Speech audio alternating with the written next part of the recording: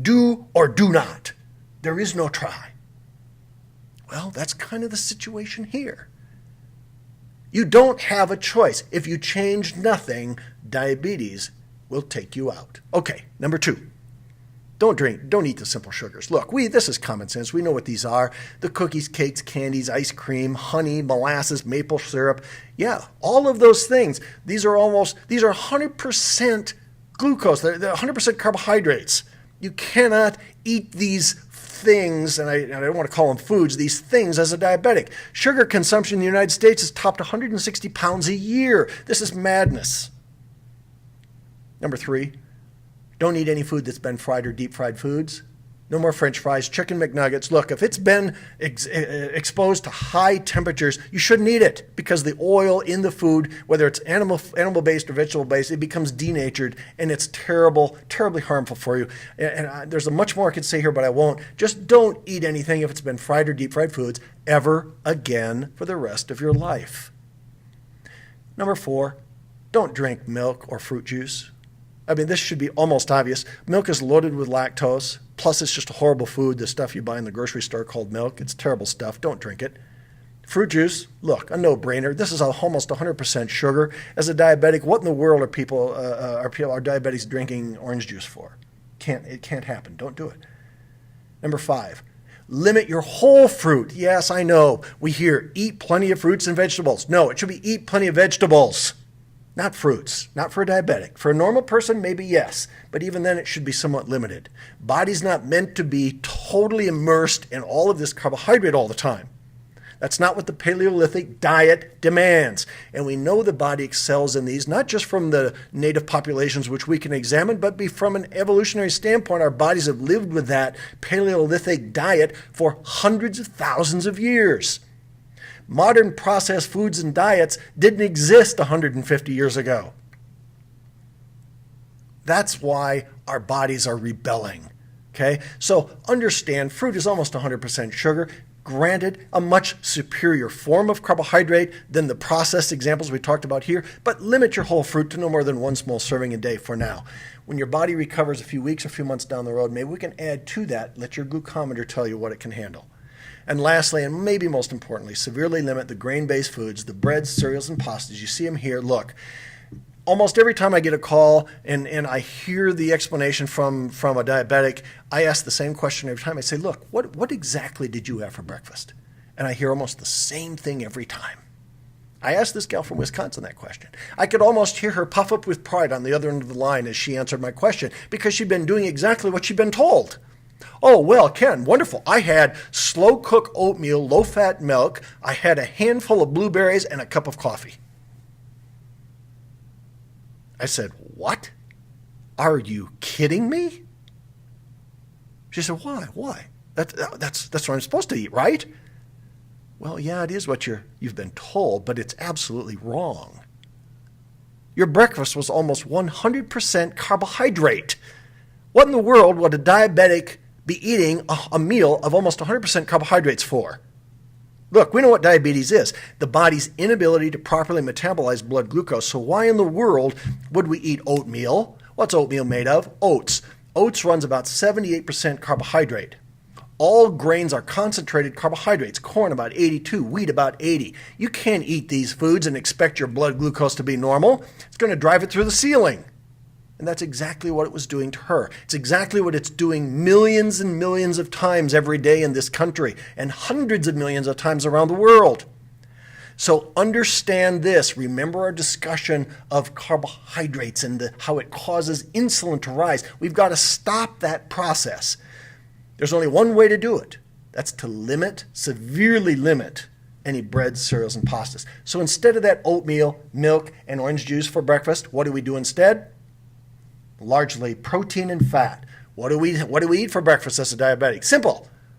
A ham and cheese omelet. Wonderful food. Wonderful way to start the day. 0 carbohydrate. If you want to put a few veggies in there, some celery, some onions, peppers, wonderful. Those are very low carbohydrate additions. But we've got to stay away from these things. Okay, those are the don'ts. 2 more slides, bear with me. This is the payoff pitch. We know the don'ts. Now here are the do's. We have 6 do's. Eat protein with every meal. 5 primary sources of protein in the diet, typically meat, nuts, eggs, cheeses, and beans. You see them right there. Make sure you get plenty of protein with every meal. Healthy fats every day. What are the healthy fats? You've heard about them. The omega-3s, the W3s, basically the one of 2 essential fatty acids called alpha-linolenic acid. We find this largely in flax meal and flax oil. We find other forms of very healthy oils similar to the omega-3s in fish oil, so that's a good source. We find it in borage oil, evening primrose oil. Some of the monounsaturated healthy fats you'll find in your extra virgin olive oil and avocados, so make sure you get good healthy fats every day. And third point, eat vegetables, not just every day, but every meal. And you see them listed here in the diagram. Now, I'll guide your attention to this slide, and you'll see sweet corn in here. No, we don't eat sweet corn as a diabetic, and even the carrots are somewhat in question. But the above ground dark leafy greens are the vegetables that are perfect for a type 2 diabetic. Include them with every meal if possible. Number 4, try to eat no more than 3 meals a day and no snacks in between. This recommendation of 4, 5, or even 6 small meals during the day is nonsense for anybody, especially a diabetic. Bodies aren't designed to be doused in carbohydrates practically 24 hours a day. We have to stop doing that so that the hormone systems in our body can operate the way they're designed to work. The Paleolithic diet, our ancient ancestors didn't eat 4, 5, or 6 small meals a day. Good land. Why do you think that our bodies would work on it? It can't. Try to make the last meal at least 4 hours before you go to bed, if not 5, and your body will reward you. Number 5, get fit. There's no excuse. There's no substitute for exercise or activity. It's a crucial part of the equation. So get fit. Don't put it off till tomorrow. Get active. Lastly, take Sintra 5. We've shown what it can do in clinical studies. It's the most effective product in the world for promoting healthy blood glucose. Okay, last slide. This is a very important slide, perhaps the most important, because the things we've covered today are incredibly effective. If you do the things that we just talked about in the last 2 slides, the 6 do's, the 6 don'ts, your blood glucose, your diabetes will begin to reverse dramatically and very quickly. This protocol is extremely effective. And if that means that your blood glucose levels are going to drop dramatically, and if you are a diabetic currently using oral meds and or exogenous insulin or supplemental insulin, you cannot make these dietary changes without first modifying those drug dosages. I can't emphasize this enough.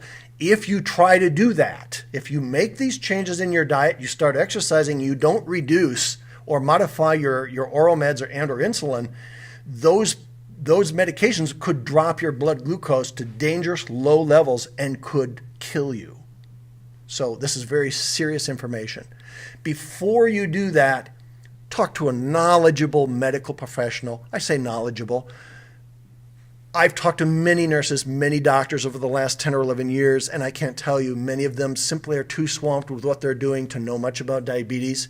So make sure you find someone who's knowledgeable that can help guide you in these concepts.